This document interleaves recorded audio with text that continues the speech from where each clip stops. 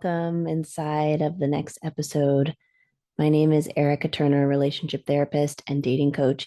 And someone wrote into my email and asked, when is it time to walk away in terms of my needs not being met despite communicating my needs? And so I'm not here to tell you when is the perfect time to walk away. If you are a rational, logical person and you know that you've done your due diligence in terms of communicating what it is that you need, being clear, direct, and honest with the person that you're dating or in relationship with about your needs, and you continue to be met with resistance or invalidation or empty words, right? The question to be asking yourself is, what is actually keeping me here? Because I'm sure in other spaces in your life, like work, for example, if you continued to express a need to someone you work with or your boss, um, and you've expressed it very clearly and they continue to not meet the need, I would guess that your response to a certain project being completed or whatever it is not being completed and the need going unmet would be a lot different, right? Your tolerance for the project or the assignment at work not being completed would be a lot lower, right? But your tolerance for your needs going unmet in your most intimate and romantic relationships is a lot higher. And so I really want to spend today talking about this degree of tolerance that you have for your needs going unmet and why that tolerance is what it is in the first place and how that can contribute to you staying too long in the wrong relationship and not walking away sooner, right? Because once you've communicated, once you've said the thing X number of times and the person continues to not meet the need for whatever reason, we need to start looking inward. We need to start looking at ourselves instead of expending so much energy on the other person, trying to understand why they aren't changing, trying to explain to them, trying to get them to understand, hoping and waiting. We need to look at ourselves. We need to look at, why am I staying here? And if you grew up in a home in childhood where you had certain needs, we all have needs as kids, right? The need to feel seen, the need to feel enough, the need to feel loved, the need to feel heard, the need to feel like you matter, the need to feel worthy, the need to feel important, the need to feel known, right? If these needs are going unmet in your earliest relationship with your parent, right, you don't have an option. You can't walk away. This is your parent. This is your caregiver. This is the person that you are dependent on for your survival. So you don't have an option to walk away. So it makes sense that you would stay and tolerate less than what it is that you want and need and just continue to show up in the relationship every day, right? As children, we don't focus on the fact that our needs are going unmet. We focus on, number one, what's wrong with me, right? As children, we immediately default to something must be wrong with me. That's why my needs are going unmet, because it's too threatening to think that there's something wrong with our parent. So we immediately begin to wonder, what's wrong with me? Why is my parent not meeting my needs? There must be something wrong with me. And then we begin to become chameleons. We begin to shapeshift and be who we think our parent wants or needs us to be.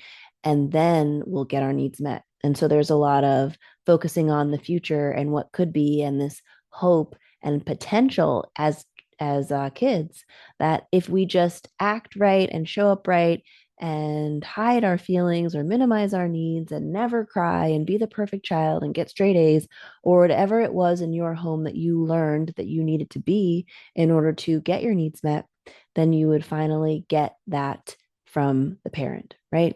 So the tolerance for your needs going unmet, that's nothing new. That is a um, style and pattern of relating that we learned very early as children. When our needs are going unmet, we don't leave, we just try harder. This is ingrained in your style of relating, especially if you have anxious attachment style. This is simply a style. And I keep emphasizing and highlighting that word because it really is a style that you learn, but you can unlearn it and you can begin to have a new style, a new pattern, a new way of relating that is more securely attached.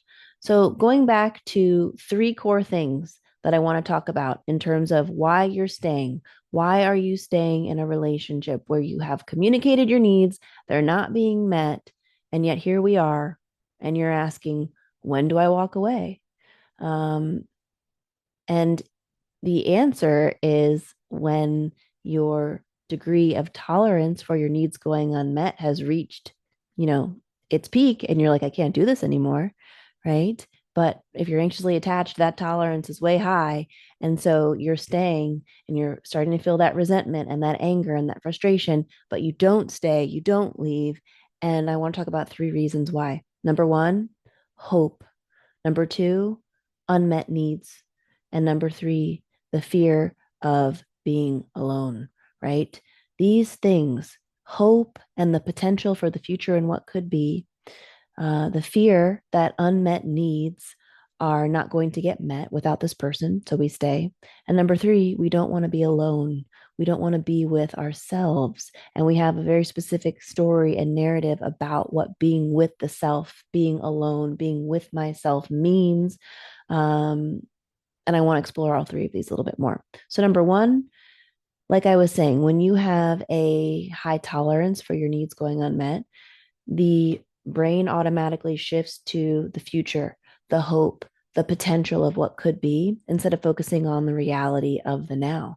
So, your work, one tangible, actionable thing that you can start doing right now is to get really concrete with yourself. What needs are being met today? And what needs are not being met today?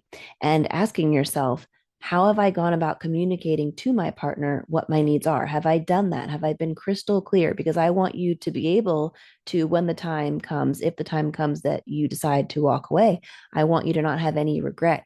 I don't want you to be wishing, oh, I had said this, I had said that. So I want you to get really clear on what your needs are and have you communicated these needs to your partner or to the person that you're in relationship with, whatever relationship, platonic or not. Because once you begin to focus on the reality of what is and what needs are actually getting met, and what needs are going unmet, you can stop living in the fantasy and this hope for what is and start grounding yourself in the reality of what is.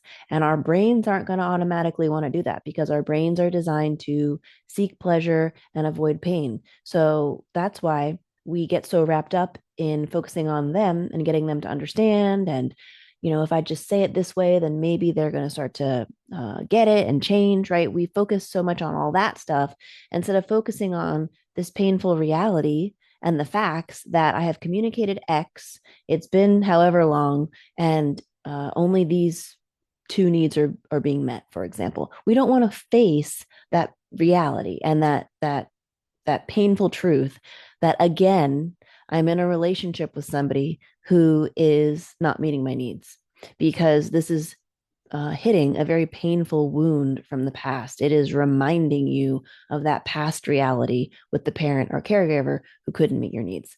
So ground yourself in the reality of what is. Number two, we stay and we struggle to walk away because we have this subconscious fear that if we walk away from a relationship, our needs are not going to get met. We have all these core needs, right? The need for attention, presence, validation, connection, to feel seen and heard, right? All of these emotional needs that we subconsciously fear will go unmet if we walk away.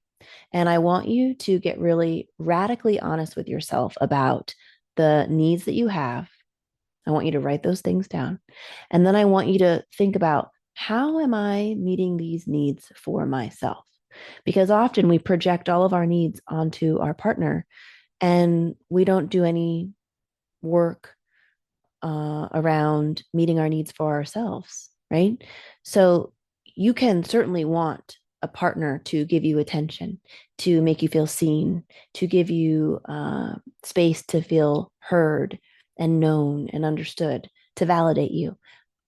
And I want you to be intentional about, how am I fulfilling these needs for myself? either internally or externally.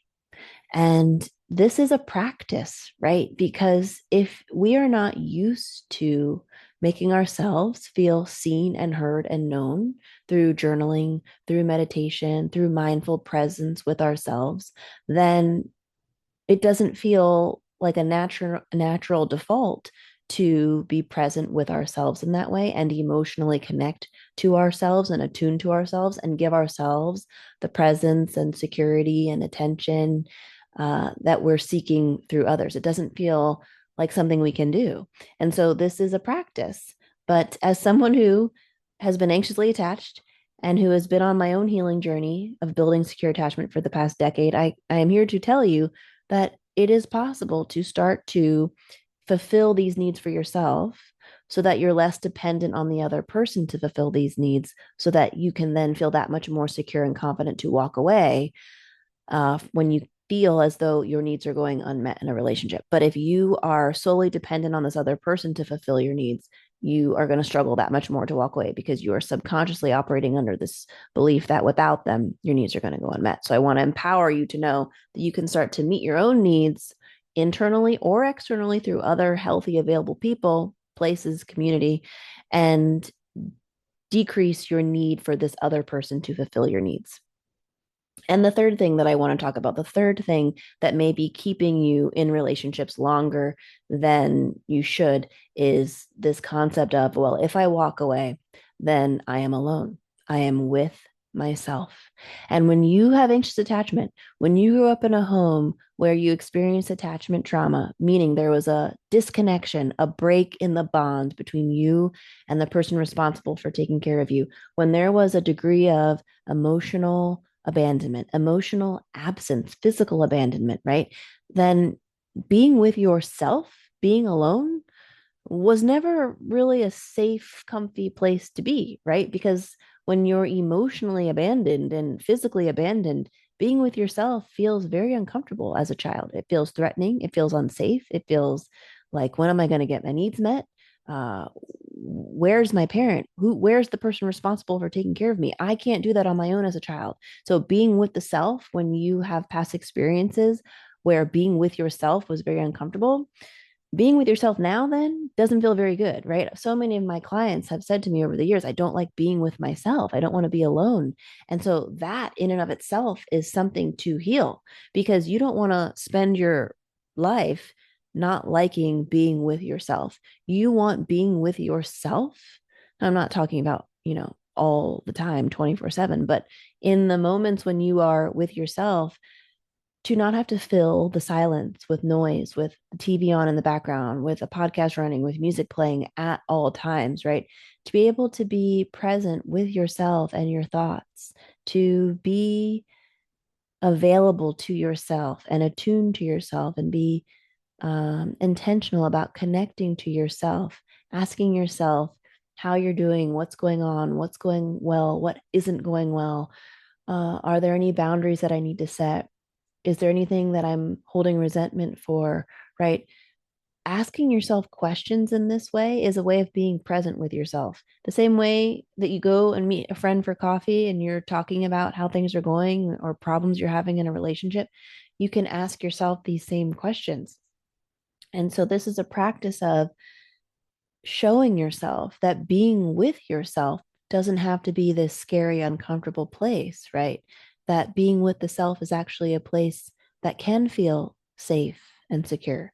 So these are three reasons that we stay too long in relationships, and three things to go about healing, so that when you are grappling with the decision of whether to stay or not, in a relationship, you're not going to let these three things hold you back from making a decision. Instead, you'll be able to make a decision from a more secure and grounded place. I hope this has been helpful. I hope you've had some light bulb moments, some aha moments, and at the very least, just some things to think about. Thank you so much for being here, and I will see you inside of our next session together.